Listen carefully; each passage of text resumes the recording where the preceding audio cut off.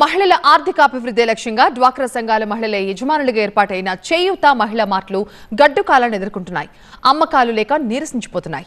రాష్ట్రంలోనే తొలి చేయూత మార్ట్ కాకినాడ జిల్లాలోని ఉప్పాడ మార్ట్. ప్రస్తుతం కస్టమర్లు లేక అది వెలవెలబోతోంది. లక్ష్యం ఉన్నతంగా ఉన్న సాధనలో మార్ట్లు చతికిలబడిపోతున్నాయందుకు ఉప్పాడ మహిళా మార్ట్పై స్పెషల్ స్టోరీ.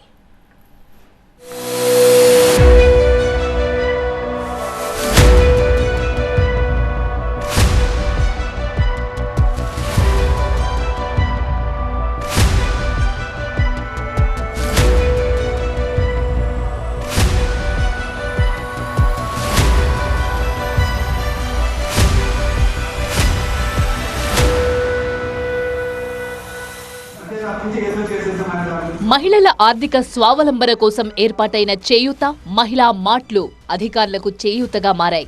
పెట్టుబడులు పెట్టిన డ్వాక్రా మహిళలకు మొండి చేయి చూపిస్తున్నాయి. డ్వాక్రా సంఘాల సభ్యులకు కనీసం మార్టుల్లో జరుగుతున్నదేమిటో అర్థం కాని పరిస్థితి నెలకొంది. మార్ట్ ప్రారంభించిన 2.5 ఏళ్లలో కనీసం కరెంటు బిల్లు కట్టేందుకు లాభాలు రాలేదంటే వ్యాపారం ఏ విధంగా జరిగిందో అర్థం చేసుకోవచ్చు. మహిళలను వ్యాపారవేత్తలుగా చేసి వారిని ఆర్థికంగా బలోపేతం చేస్తామంటూ గత ప్రభుత్వం సెర్ఫ్ ఆధ్వర్యంలో బిగ్ ఇంపాక్ట్ యాక్టివిటీ పేరుతో చేయూత మహిళా మార్ట్లను ప్రతిష్టాత్మకంగా ఏర్పాటు చేసింది. కాకినాడ జిల్లా యు కొత్తపల్లి మండలం ఉప్పాడ గ్రామంలో రాష్ట్రంలోనే తొలి చేయూత మహిళా మార్ట్ను 2022 ఆగస్టులో అప్పటి గ్రామీణాభివృద్ధి శాఖ మంత్రి ముత్యాల నాయుడు ప్రారంభించారు.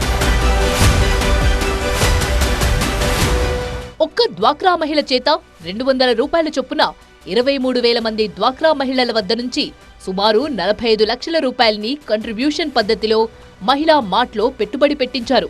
అయితే ఈ 2.5 ఏళ్లలో దాదాపు 4 కోట్ల రూపాయల వరకు వ్యాపారం జరిగినట్టుగా అధికార లెక్కలు వెల్లడిస్తున్నాయి. ఇంత మొత్తంలో వ్యాపారం జరిగినప్పటికీ 3,50,000 రూపాయల కరెంటు బిల్ నేటికి చెల్లించలేని పరిస్థితుల్లో మార్టుంది.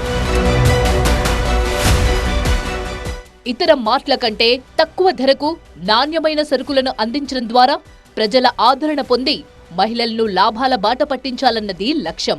కానీ పరిస్థితి ఇందుకు విరుద్ధంగా ఉందంటున్నారు ఉప్పాడ మహిళా మార్ట్ సభ్యులు. బయట ధరల కంటే మహిళా మార్ట్లో ఎక్కువ ధరలున్నాయని ప్రచారం జరగడంతో సరుకులు కొనేవారు లేకపోవడంతో వెలవెలపోతోంది.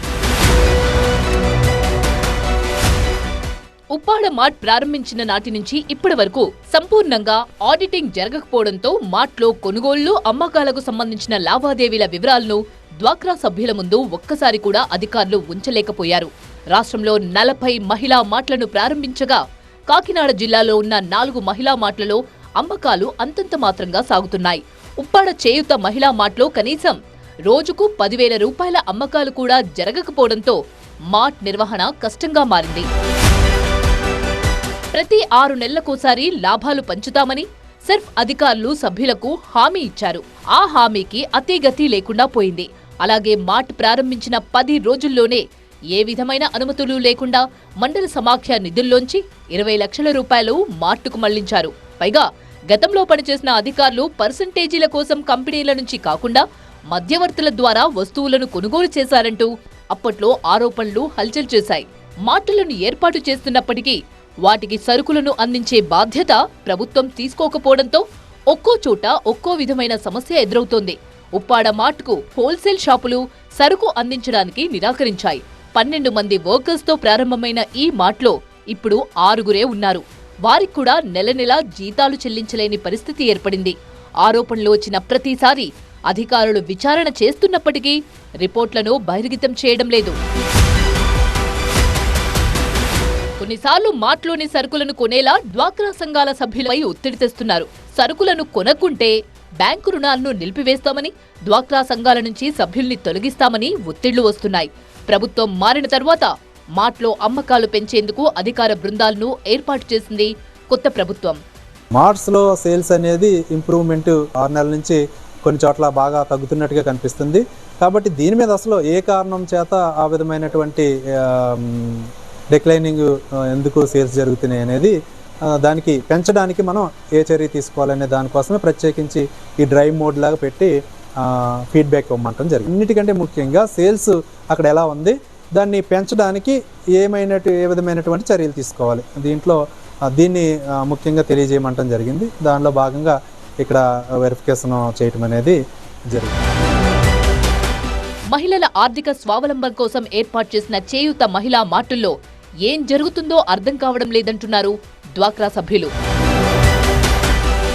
మాకు మహిళా మార్టు పెట్టారని కానండి, అప్పుడు సర్ఫ్ నుంచి కొన్ని డబ్బులు వస్తాయి, 2 మండల సమితిలు కలిపి ఒక మార్టు పెడతామని చెప్పారు.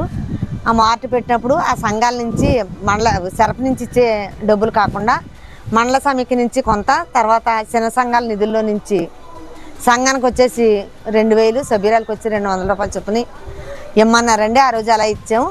ఇచ్చిన తర్వాత ఇప్పుడు వరకు మాకు దానివల్ల ఏ ఉపయోగం లేదండి. అప్పుడు డబ్బులు ఇచ్చేటప్పుడు ఏమన్నారంటే సంవత్సరానికి ఒకసారి మీకు వచ్చే ఆదాయాన్ని పంచుతాం, తర్వాత 2వ సంవత్సరం నుంచి 6 నెలలకు ఒకసారి, సంవత్సరానికి 2 సార్లు చొప్పున పెంచుతామన్నారండి.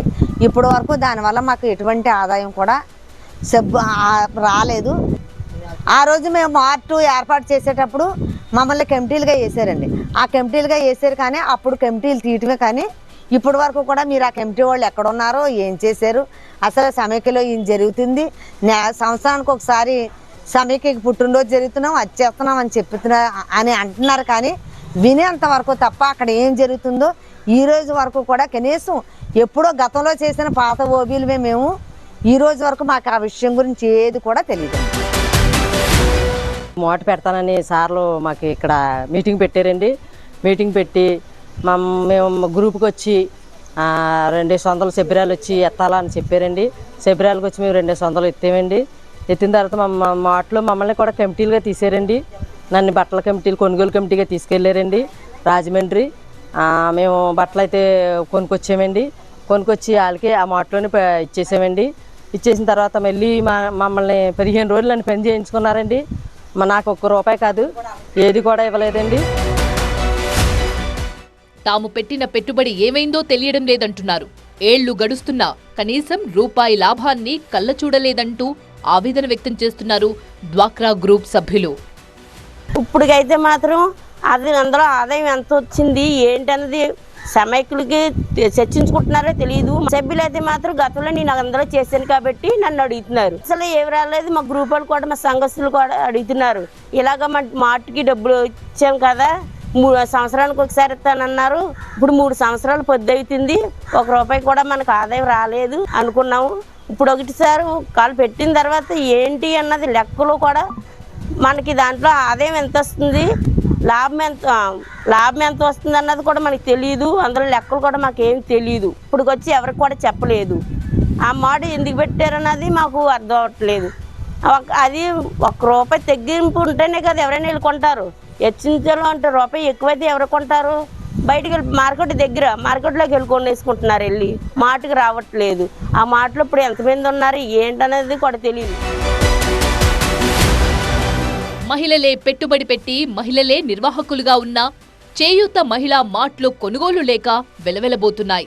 బహిరంగ మార్కెట్ల ధరల కంటే తక్కువ ధరలుంటే అమ్మకాలు పెరుగుతాయంటున్నారు సభ్యులు. చేయూత మార్ట్లపై ప్రభుత్వం సమీక్ష జరిపి లాభాల బాట పట్టించాలని సభ్యులు ఆశిస్తున్నారు.